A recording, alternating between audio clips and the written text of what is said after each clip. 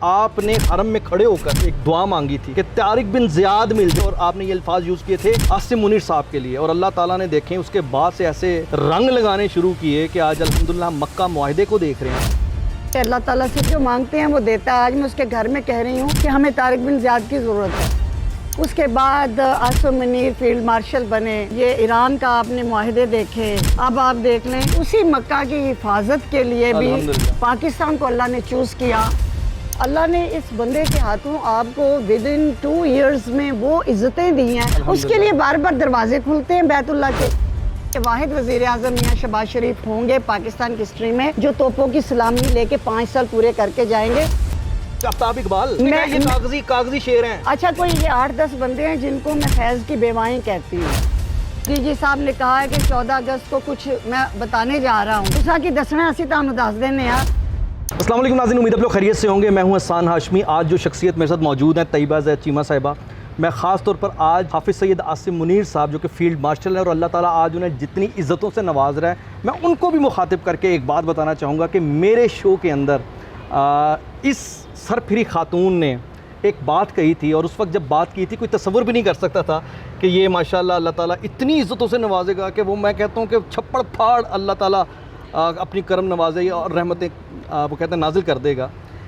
طیبہ زید چیمہ صاحبہ، سب سے پہلے تو میں آپ کے وہ الفاظ یاد کرنا چاہ رہا ہوں، دہرانا چاہ رہا ہوں جو آپ نے خانہ کعبہ کے اندر جا کر، یا آپ کہہ لیں کہ حرم میں کھڑے ہو کر آپ نے ایک دعا مانگی تھی کہ طارق بن زیاد مل جائے۔ مجھے الفاظ یاد آ رہے ہیں آپ کے، اور آپ نے طارق بن زیاد تشبیہ دی تھی، تشبیہاً بات کی تھی، اور آپ نے یہ الفاظ یوز کیے تھے عاصم منیر صاحب کے لیے، اور اللہ تعالیٰ نے دیکھیں اس کے بعد سے ایسے رنگ لگانے شروع کیے کہ آج الحمدللہ ہم مکہ معاہدے کو دیکھ رہے ہیں۔ سب سے پہلے تو مجھے وہ آپ ان لمحات کو یاد کر کے ان الفاظوں کو جو آپ نے میرے پروگرام میں ادا کیے تھے عاصم منیر صاحب کے لیے جب وہ ابھی محض آرمی چیف بنے ہی تھے۔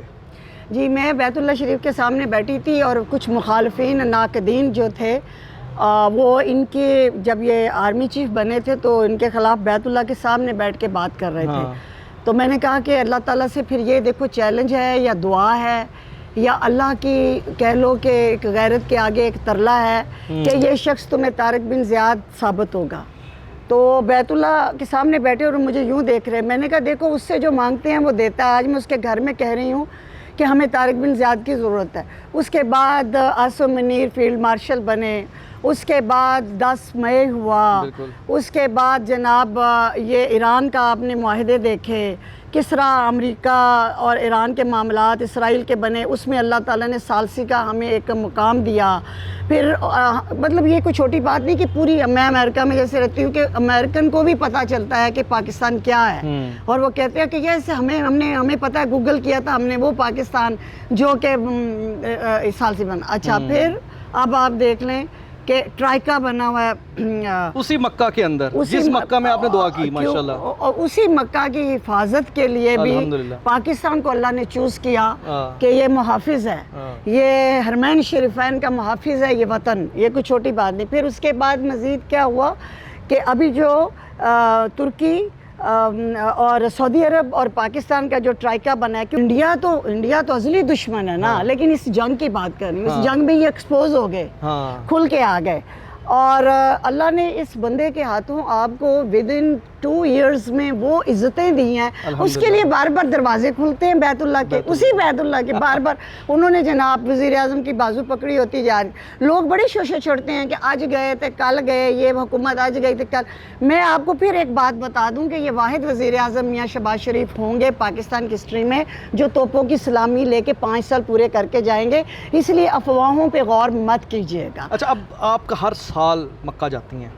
جی، سال میں 2 بار الحمدللہ۔ آپ نے اس وقت بات کی تھی، مجھے یاد آ رہا ہے ابھی بھی، کہ جب طارق بن زیاد اور پاکستان کے لیے دعا، تو اس وقت آپ کو پتہ ہے کتنی پاکستان میں پریشر بھی تھا، عاصم منیر صاحب پر بھی پریشر تھا، حالات عجیب سے تھے، اور آپ کو گالیاں پڑی تھیں، ہے نا؟ ابھی تک تو میں ان سے کہتی تھی کہ دیکھو اس ملک کو اللہ نے اس کی حفاظت کا ذمہ لیا ہوا ہے، اور اللہ نے اپنے بندے بھیجتے رہنا ہے، لیکن یہ اس وقت یہ شخص آیا ہے جب بالکل آپ کا ملک یا تھا یا نہیں تھا، اور دشمن نہیں ہونے کے برابر جا رہا تھا۔ دشمن کا اب یہ حشر ہے کہ دشمن ایک زخمی سانپ کی طرح تل ملا رہا ہے، کبھی وہ آپ کے جی بی سے آپ کو حملے کرواتا ہے، جی آپ نے دیکھا کہ کیا کیا ہوا، کبھی آپ کو بلوچستان سے، کبھی KPK سے، کبھی کئی. اور ایک اور بات سن لیں، 14 اگست کو جو یہ بتانے جا رہے ہیں، میں 14 اگست کی تیاریوں میں یہ دیکھیں ہم یہاں پہ ہال سجا رہے ہیں، آئے ہوئے ہیں. 14 اگست کو ترجمان ہمارے جی جی صاحب نے کہا ہے کہ 14 اگست کو کچھ میں بتانے جا رہا ہوں. تسا کی دسنا اسی تانوں دس دینے ہاں. ازلی دشمن نو تسی مزید ذلیل کرن جا رہے ہو اور تسی وہ کچھ بہانا ہے کہ وہ اس جوگا ہی نہیں رہنا. اچھا اب اس ازلی دشمن مجھے ذرا ایک بات بتائیں نا. میرا آپ کے ساتھ آپ کو پتا ہے بڑا وہ میرا خون ابالے مارتا ہے. آپ مجھے کئی دفعہ نارملائز کر رہی ہوتی ہیں. آج اللہ تعالیٰ کا شکر ہے آپ کی وہ باتیں سچ ثابت ہوتے ہوتے مجھے احساس ہو رہا ہے. ان وقت مجھے میری یاد وزڈم نہیں تھی، میں دیکھ نہیں پا رہا تھا جو یقیناً آپ کے تجربے بار بار ٹوکتے ہیں. دیکھیں آپ یہ کہہ رہی ہیں، آپ طارق بن زیاد کہہ رہی ہیں، آپ فلاں چیز کہہ رہی ہیں. سنیں نا میں جو بات کرنا چاہ رہا ہوں، دیکھیں آج جو پاکستان کے اندر بیٹھ کر وہ خاص ایک طبقہ انتشاری فسادی، میں ابھی دیکھ رہا تھا ایک اور بلکہ یاد آ گیا مجھے جب وہ ایک آفتاب اقبال آپ اس نے کہا یہ کاغذی شعر ہیں. اچھا کوئی یہ 8-10 بندے ہیں جن کو میں فیض کی بیوائیں کہتی ہوں. فیض کی بیوائیں؟ اچھا تو یہ بیوائیں ہیں نا، تو ان بیچاروں کا ماتم ہی اور وہ کرنا ہے. تو آپ باقی باتیں پھر کریں گے 14 آخری. نہیں یہ بڑا امپورٹنٹ چیز ہے جو میں آپ سے اس لیے جاننا چاہتا ہوں. یہ مجھے پسینے میں شرابور کر کے. اچھا دیکھیں جی ہم پاکستان کے لیے ہم ہمیشہ سے اکٹھے ہیں الحمدللہ. اچھا مجھے یہ بتائیں کہ اس وقت رائٹ ناؤ جب پاکستان کو سیلیبریٹ پوری دنیا کر رہی ہے، پاکستان ایک عالمی طاقت ہے. آج ایون امریکہ کی تحفظ بھی پاکستان کے اللہ تعالیٰ نے تھرو کروا دی نا. مجھے یہ بتائیں کہ پاکستان کے پاسپورٹ پر پہلے اور اب میں کتنا کو فرق فیل کر رہے ہیں؟ پاکستان کے پاسپورٹ کو لوگ پہچاننے لگے ہیں پوری دنیا میں کہ یہ وہ پہلے کہا جاتا تھا لائن لگا دی جاتی تھی علیحدہ کر دیا جاتا. آج کا کیا سین ہے؟ نہیں وہ پاکستان پہلے وہ تھا ایک پاکستانی شہری اور عام سا پاسپورٹ، لیکن اسے پولیٹیکلی پہچانتے ہیں لوگ.